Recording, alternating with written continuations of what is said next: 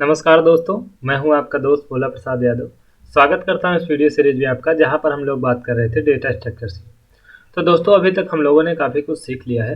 दोस्तों हम लोग एक यूनिट कंप्लीट कर चुके हैं, ठीक है। एक यूनिट हम लोग कंप्लीट कर चुके हैं। पहली यूनिट में हम लोगों ने काफ़ी कुछ सीखा है।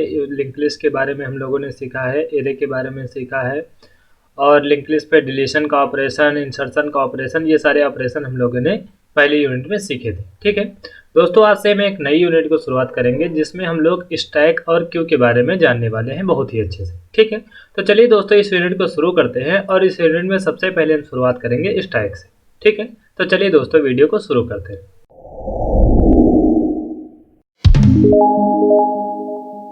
देखिए दोस्तों इस वीडियो में हम आपको बताएंगे कि स्टैक क्या होता है, ठीक है। पहले हम लोग जानेंगे स्टैक क्या होता है, फिर जो स्टैक पर ऑपरेशन परफॉर्म होंगे, स्टैक क्या होता है, कौन कौन से ऑपरेशन इस पर परफॉर्म हो सकते हैं, या फिर स्टैक पर ऑपरेशन कैसे परफॉर्म हो सकते हैं, ये हम लोग आने वाली वीडियो में सीखने वाले हैं, ठीक है। तो सबसे पहले सीखते हैं कि स्टैक क्या होता है, ये पता करते हैं हम लोग, ठीक है। तो देखिए यहाँ पर मैंने डेफिनेशन लिखी हुई है। Stack is an important data structure which store it's element in an ordered manner, ठीक है।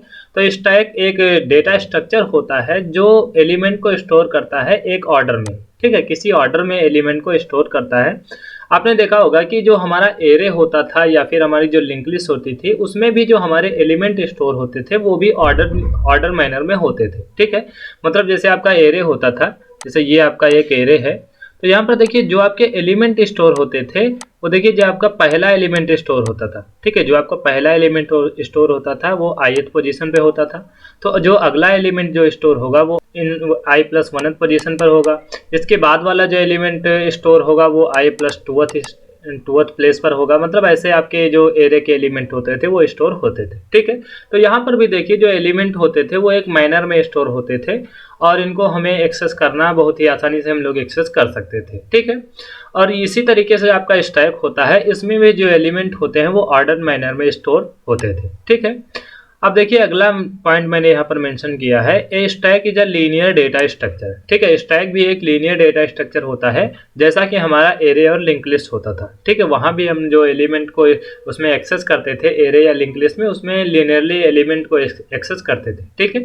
जैसे ये आपका एरे होता था तो इसमें सबसे पहले ये एलिमेंट एक्सेस करते थे, उसके बाद ये वाला, मतलब एलिमेंट को हम लीनियरली एक्सेस कर सकते थे, इसीलिए हम लोग इसको लीनियर डेटा स्ट्रक्चर कहते थे। तो हमारा जो ये स्टैक होगा ये भी लीनियर डेटा स्ट्रक्चर होगा। अब कैसे होगा अभी आपको ये क्लियर हो जाएगा, ठीक है। In which element added and removed from the same end, ठीक है। यहाँ पर देखिए ये एक नई बात है। अभी तक आपको ये पता चला कि ये एक लीनियर डेटा स्ट्रक्चर है, एरे भी एक लीनियर डेटा स्ट्रक्चर है, लेकिन यहाँ पर ये मैंने लिखा हुआ है कि यहाँ पर एलिमेंट जो ऐड किए जाते हैं या फिर रिमूव किए जाते हैं, ठीक है। एलिमेंट ऐड किए जाते हैं या फिर रिमूव किए जाते हैं वो सेम एंड से किए जाते हैं। इसका मतलब क्या होता है मैं आपको समझाता हूँ, ठीक है। यहाँ पर आप स्टैक को समझने के लिए आप एग्जाम्पल ले सकते हैं, जैसे हाथ की चूड़ियों का एग्जाम्पल ले सकते हैं, ठीक है। हाथ की चूड़ियों का एग्जाम्पल ले सकते हैं। आप जरा ध्यान से सोचिए, जब हाथ में चूड़ियाँ पहनी जाती हैं, ठीक है। हाथ में जब चूड़ियाँ पहनी जाती है, जैसे आपका ये हाथ है, ठीक है, ये आपका अगर हाथ है तो देखिए सबसे पहले अगर आपने ये चूड़ी पहनाई गई किसी को, ठीक है, ये चूड़ी पहनाएगी, उसके बाद ये चूड़ी पहनाएगी, फिर ये चूड़ी पहनाएगी। तो यहाँ पर देखिए चूड़ियाँ पहनाई जा रही है एक ऑर्डर मैनर में, ठीक है। सबसे पहले ये चूड़ी पहनाएगी, उसके बाद ये चूड़ी पहनाएगी, फिर ये चूड़ी पहनाएगी, ठीक है। अब देखिए अगर इन चूड़ियों को आपको निकालना है, ठीक है, अगर इन चूड़ियों को आपको निकालना है तो सबसे पहले आपको ये चूड़ी निकालनी पड़ेगी, उसके बाद ही आप इस चूड़ी को निकाल सकते हैं, उसके बाद इस चूड़ी को निकाल सकते हैं, ठीक है। तो यहाँ पर देखिए जो एलिमेंट हैं, चूड़ियों को आप एलिमेंट कह सकते हैं, इनमें एक ऑर्डर है, ठीक है, एक ऑर्डर है। मतलब जो चूड़ी सबसे पहले पहनाई गई थी वो चूड़ी सबसे लास्ट में निकलने वाली है, ठीक है। और उसके बाद में जो चूड़ी पहनाई गई थी वो उससे पहले निकलेगी। इसी तरीके से जो चूड़ी सबसे लास्ट में पहनाई गई है, निकालते समय वो चूड़ी सबसे पहले निकलेगी, ठीक है। तो यहाँ पर देखिए जो ये लिखा था कि एलिमेंट एडेड, ठीक है, element added and remove from the same end, ठीक है। तो यहाँ पर देखिए एलिमेंट मतलब जो चूड़ियां पहनाई जा रही है वो सेम एंड से पहनाई जा रही है, ठीक है, सेम एंड से पहनाई जा रही है और सेम एंड से निकाली जा रही है। मतलब इसी तरफ से आप जो है चूड़ियों को पहना रहे हैं और इसी तरफ से आप चूड़ियों को निकाल रहे हैं, ठीक है। तो जो पहनाने का मैनर है, मतलब जिस साइड से आप पहना रहे हैं उसी साइड से आप चूड़ियों को निकाल रहे हैं, ठीक है। इसीलिए यहाँ पर लिखा हुआ है कि element in which element added and remove from the same end, ठीक है। या फिर आप इसको ऐसे भी समझ सकते हैं ये जो हम लोग रिंग वाला गेम खेलते थे, ठीक है, रिंग वाला गेम खेलते थे, तो इसमें क्या करते थे, एक स्टिक में आप रिंग को जो है पुट कराते थे, ठीक है, रिंग को पुट कराते थे। तो सबसे पहले हम लोग मान लिए कि ये रिंग, इस रिंग को हमने पुट कराया, उसके बाद इसको पुट कराया, फिर इसको पुट कराया, ठीक है। तो यहाँ पर देखिए जो रिंग सबसे लास्ट में पुट कराई गई, रिंग सबसे लास्ट में पुट कराई गई है वो सबसे पहले निकलती है, ठीक है, उसके बाद में उससे बाद वाली, उसके बाद में उससे बाद वाली। और देखिए जो रिंग सबसे पहले एंटर हुई थी, ठीक है, जो रिंग सबसे पहले एंटर हुई थी वो सबसे बाद में रिमूव होने वाली है, ठीक है। और देखिए यहाँ पर जो रिंग को आप एंटर करा रहे हैं या फिर आउट कर रहे हैं वो सेम एंड से कर रहे हैं, ठीक है, क्योंकि दूसरी तरफ से आप रिंग को एंटर नहीं करा सकते हैं, ठीक। इसीलिए यहाँ पर जो हमने लिखा है in which element added and remove from the same end, ठीक है। तो स्टैक आपको समझ में आया होगा कि स्टैक क्या होता है। स्टैक एक लीनियर डेटा स्ट्रक्चर होता है और इसमें जो एलिमेंट ऐड किए जाते हैं या फिर रिमूव किए जाते हैं वो सेम एंड से किए जाते हैं, ठीक है। इसको अगर आप एक और एग्जाम्पल से समझना चाहें तो आप बिस्किट का एग्जाम्पल ले सकते हैं, ठीक है। बिस्किट का पैकेट जैसे आपके पास है, ठीक है, ये मान लीजिए आपके पास बिस्किट का पैकेट है और अगर आप बिस्किट का पैकेट इस तरफ से ओपन करते हैं, ठीक है, इस साइड से ओपन करते हैं, तो देखिए यहाँ पर आप बिस्किट को 1 बाय 1 करके ही निकालेंगे, ठीक है, बिस्किट को 1 बाय 1 करके ही निकालेंगे। और यहाँ से देखिए सबसे पहले आप इस बिस्किट को निकालेंगे, फिर दूसरा आप निकाल सकते हैं, फिर तीसरा आप निकाल सकते हैं। मतलब डायरेक्टली आप इस बिस्किट पर नहीं पहुंच सकते हैं, इस बिस्किट पर आपको पहुंचने के लिए पहले इससे ऊपर वाले बिस्किट को आपको निकालना पड़ेगा, ठीक है, इसके ऊपर जितने भी बिस्किट होंगे आपको निकालना पड़ेगा। इसीलिए यहाँ पर अगर आपको ऐसे भी समझ सकते हैं, अगर आपको बिस्किट को रखना है, ठीक है, अगर आपको बिस्किट को रखना है तो 1 बाय 1 करके आप बिस्किट को रख सकते हैं, ठीक है। तो ये आपका स्टैक होता है। अब चलिए इसको और अच्छे से देखते हैं। देखिए यहाँ पर हम अब बात करेंगे कि कौन कौन से टर्म्स होते हैं जो स्टैक से रिलेट करते हैं, वो हम आपको बताने वाले, ठीक है। तो सबसे पहले यहाँ पर एक टर्म होता है टॉप, ठीक है, सबसे पहला टर्म होता है यहाँ पर टॉप। इसकी हम लोग डेफिनेशन पहले पढ़ लेते हैं। Top is the pointer variable which always pointing to the top most element of the stack, ठीक है। टॉप एक वेरिएबल होता है, ठीक है, एक वेरिएबल होता है टॉप, जो क्या करता है, टॉप मोस्ट एलिमेंट को पॉइंट करता है, ठीक है, टॉप मोस्ट एलिमेंट को पॉइंट करता है। इसको आप ऐसे समझिए जैसे ये आपका स्टैक है, ठीक है, ये आपका स्टैक है और इसमें कुछ एलिमेंट फिल हैं, ठीक है, यहाँ पर मान लीजिए 1 फिल है और यहाँ पर 2 फिल है, यहाँ पर 1 फिल है, यहाँ पर 3 फिल है, ठीक है। तो यहाँ पर देखिए स्टैक यहाँ तक फिल है, ठीक है, स्टैक यहाँ तक फिल है।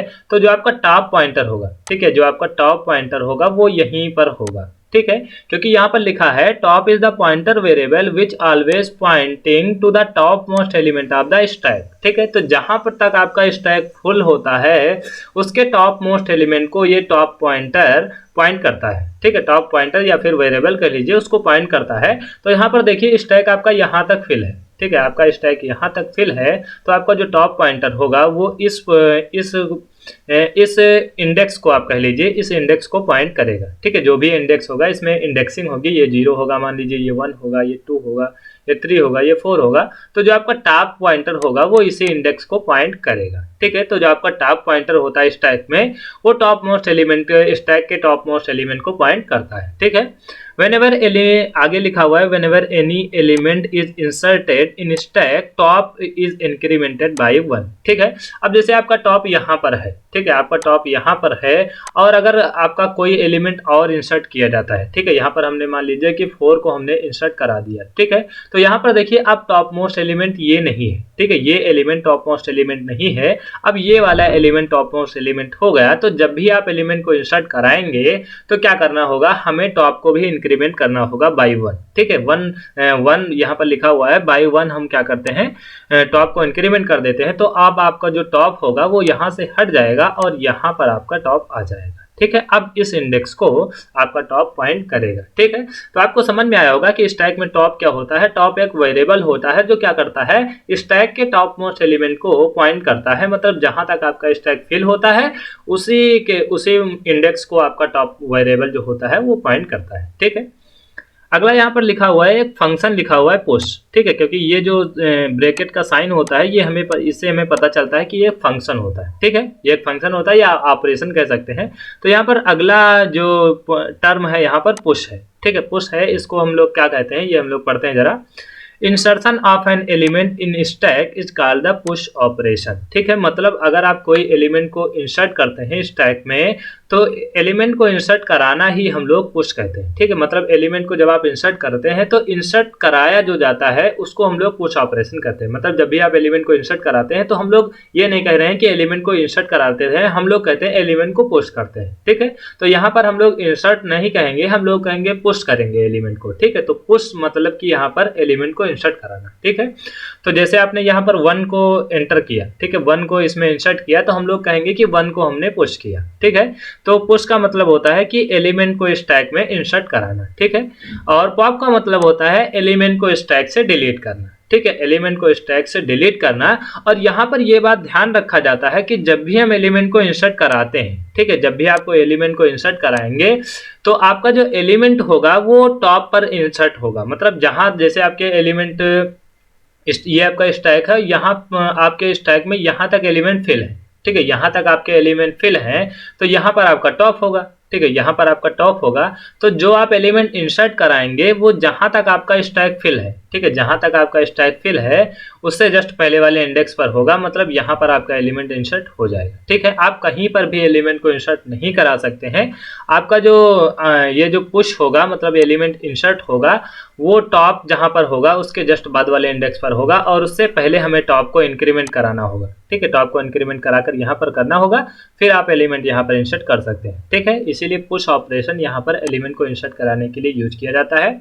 और पॉप ऑपरेशन क्या किया जाता है, एलिमेंट को रिमूव करने के लिए यानी कि डिलीट करने के लिए किया जाता है।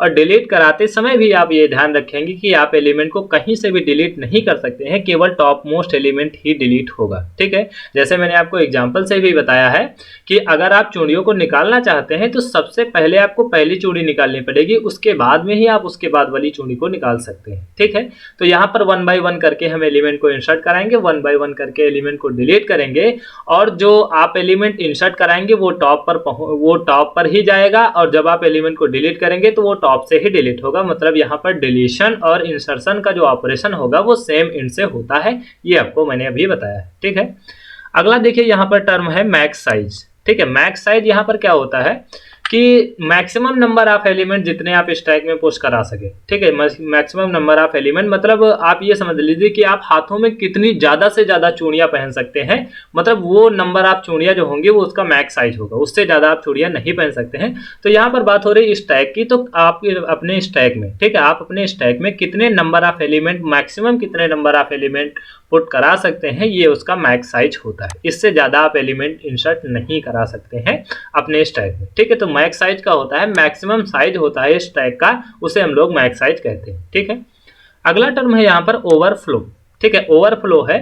अब देखिए यहाँ पर मैक्स साइज है, मान लीजिए किसी स्टैक का जो मैक्स साइज है वो 10 है। ठीक है, मैक्स साइज 10 है और आपका स्टैक फुल हो चुका है, आपने 10 एलिमेंट को इंसर्ट करा दिया है स्टैक में। ठीक है, जैसे आपका यही स्टैक है, अब मान लीजिए ये स्टैक पूरा का पूरा फिल हो चुका है, यहाँ मैंने 2 रख दिया, यहाँ 4 रख दिया, 6, 8, 10, 12 और 14। ठीक है, ये हमारा स्टैक फुल हो गया। ठीक, अब देखिए अगर आप अपने स्टैक में अगर आप इस स्टैक में अब इसके बाद में एलिमेंट को इंसर्ट कराना चाहते हैं, ठीक है, आपका स्टैक ऑलरेडी फुल है, अब इसके बाद में अगर आप एलिमेंट को इंसर्ट कराना चाहते हैं तो आप देखिए एलिमेंट को इंसर्ट नहीं करा सकते हैं क्योंकि आपका स्टैक ऑलरेडी फुल हो चुका है। ठीक है, अब देखिए अगर आपका स्टैक ऑलरेडी फुल है और आप फिर भी ऑपरेशन पुश का परफॉर्म करना चाहते हैं, मतलब आप और जो है एलिमेंट को इंसर्ट कराना चाहते हैं, तो इस सिचुएशन को हम लोग कहते हैं ओवरफ्लो। ठीक है, क्योंकि अब आप एलिमेंट को इंसर्ट नहीं करा सकते हैं। अगर आप एलिमेंट को इंसर्ट कराएंगे तभी आपका एलिमेंट इंसर्ट नहीं होगा क्योंकि ऑलरेडी आपका स्टैक फुल हो चुका है। इसको आप ऐसे समझ सकते हैं,